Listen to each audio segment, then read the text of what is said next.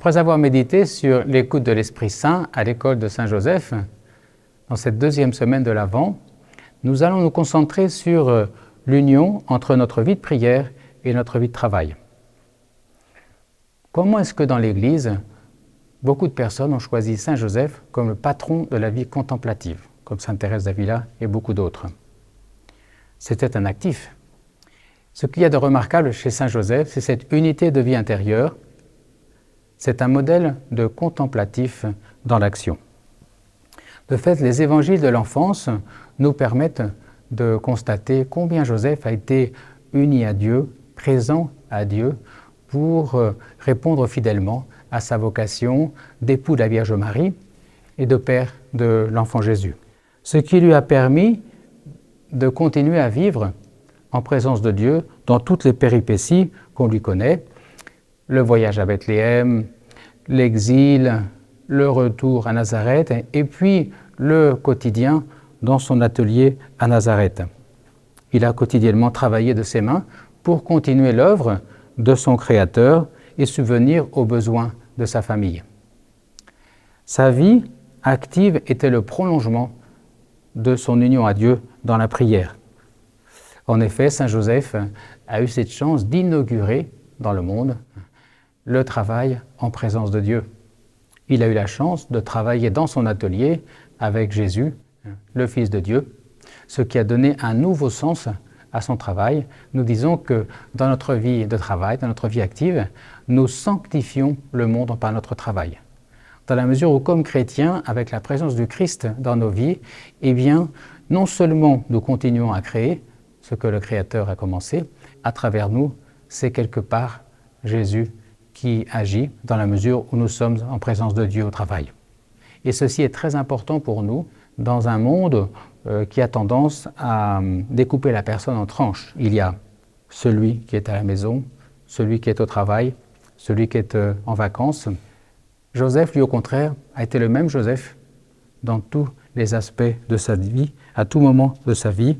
Pour cette raison, Sainte Thérèse d'Avila l'a choisi comme patron de plusieurs de ses monastères et le proposait comme modèle de vie intérieure. De fait, habité par les mystères de Dieu jusque dans son foyer, avec Marie et Jésus, il nous enseigne à prolonger notre contemplation jusque dans les tâches quotidiennes très ordinaires. Souvent, nous organisons notre vie de prière en fonction du temps libre que nous laisse notre travail. Chez Saint Joseph, ce n'était pas ça. Il partait de son union à Dieu dans la prière et continuait son union à Dieu dans sa vie professionnelle. Le travail, comme la prière, était union à Dieu. Aujourd'hui encore, les gens très actifs qui prient tous les jours commencent tôt le matin par la prière afin de continuer leur union à Dieu, de continuer à vivre en présence de Dieu tout au long de leur journée professionnelle. Alors au cours des soirs de cette semaine, je vous propose d'examiner à la lumière de l'Esprit les défauts que vous pourriez avoir à corriger, tous ces petits murs que l'on met pour séparer notre union à Dieu dans la prière et au travail, pour être plus en présence de Dieu dans notre vie active.